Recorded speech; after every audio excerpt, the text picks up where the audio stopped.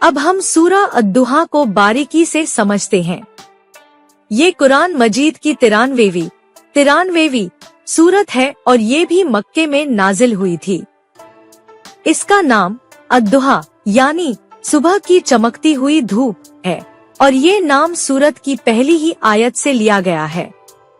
ये सूरत हौसला बढ़ाने वाली और दिल को सुकून देने वाली बातों से भरी हुई है। पूरा माहौल और वजह नुज़ूल। ये सूरत एक बहुत ही नाजुक मौके पर नाजिल हुई थी। हुआ यूं कि कुछ वक्त के लिए पैगंबर सल्लल्लाहु अलैहि वसल्लम पर वही इल्हाम आनी बंद हो गई थी।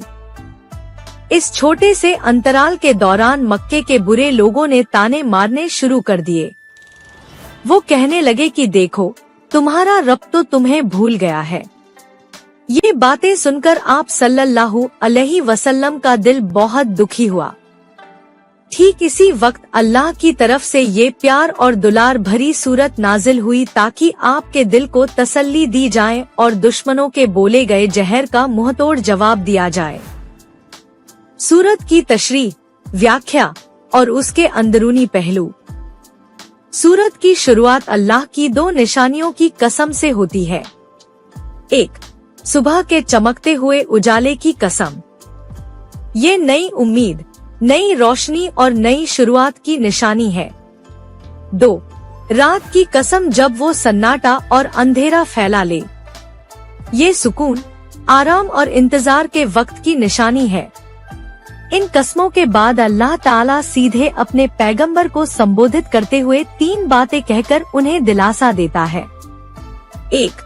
तेरे रब ने तुझे छोड़ा नहीं है और ना ही वो तुझसे नाराज है। यानी वही का रुक जाना तेरी नाराजगी की वजह से नहीं है, बल्कि इसमें कोई और हिकमत है। 2. और जरूर तेरे लिए आखिरत, परलोक की जिंदगी दुनिया की जिंदगी से बेहतर है। यानी तुझे जो दुनिया में मुश्किलें दी जा रही हैं, उसका बदला आखिरत में तुझे बहुत बेहतर मिलेगा। 3. और जल्द ही तेरा रब तुझे इतना कुछ देगा कि तू खुश हो जाएगा। यानी तेरी मेहनत रंग लाएगी और तू संतुष्ट होगा।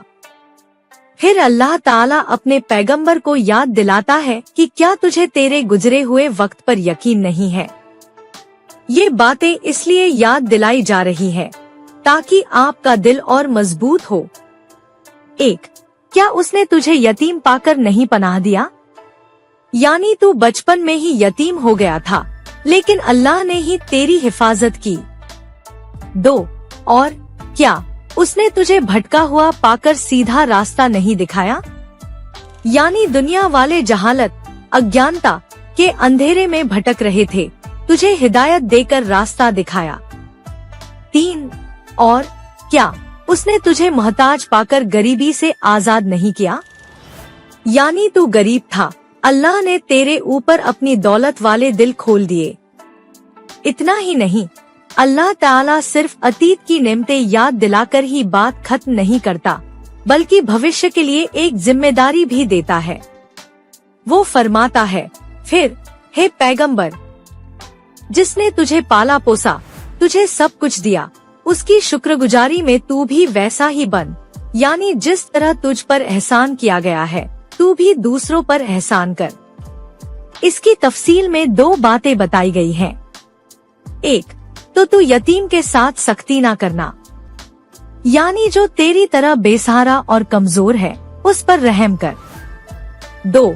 और मांगने वाले को ना झिड़कना, यानी जो तुझसे मदद मांगे उसे दुत्कारे नहीं, बल्कि जो ताकत हो उसकी मदद कर। 3. और अपने रब की नेमत की बातें बयान करना, यानी जो कुछ अल्लाह ने तुझे दिया है उसकी नेमतों को दूसरों तक पहुंचा, तबलीग कर। सूरत की उपयोगिता और मुख्य संदेश। ये सूरत हर इंसान के लिए बहुत बड़ी सीख और दिलासे की बातें रखती है। सबसे पहले तो ये हमें सिखाती है कि जिंदगी के उतार चढ़ाव आते रहते हैं। कभी वही का सिलसिला रुक सकता है, कभी मुश्किलें आ सकती हैं, लेकिन इसका मतलब ये नहीं कि अल्लाह ने हमें भुला दिया है। दूसरा, ये सूरत हमें हमारे अतीत में झांक कर देखने को कहती है कि अल्लाह ने हमारे ऊपर कितने एहसान किए हैं। हम कल कहाँ थे और आज कहाँ हैं, ये सोचने से हमारा यकीन मजबूत होता है। तीसरा, ये सूरत हमें दूसरों के साथ नरमी और दयालुता का सलाह देती है, खासकर गरीबों, यतीमों और मोहताजों के साथ। आखिर में ये सूरत हमें शुक्र अदा करने का तरीका बताती है, अल्लाह के एहसानों को याद करके और उसके दीन का प्रचार करके। निष्कर्ष, सूरा अद्दुहा एक दवा की तरह है जो उदास और परेशान दिलों पर लगाई जाती है। ये हमें ये एहसास दिलाती है कि हर रात के बाद सुबह जरूर आती है और हर मुश्किल के बाद आसानी जरूर आएगी। ये सूरत हमें अल्लाह की मोहब्बत और उसकी देखभाल का यकीन दिलाती है। ये हमें सिखाती है कि जब हम खुद अल्लाह की नेमतों को याद करेंगे और दूसरों की मदद करने का जज्बा पैदा होगा, तो हमारी अपनी परेशानियां छोटी पड़ जाएंगी। ये सूरत बताती है कि इंसान की सच्ची कामयाबी दौलत जमा करने में नहीं, बल्कि अपने रब के एहसानों को पहचानने और दूसरों की सेवा करने में है। इस सूरत को पढ़कर इंसान के अंदर एक नई उम्मीद और नई ताकत पैदा होती है।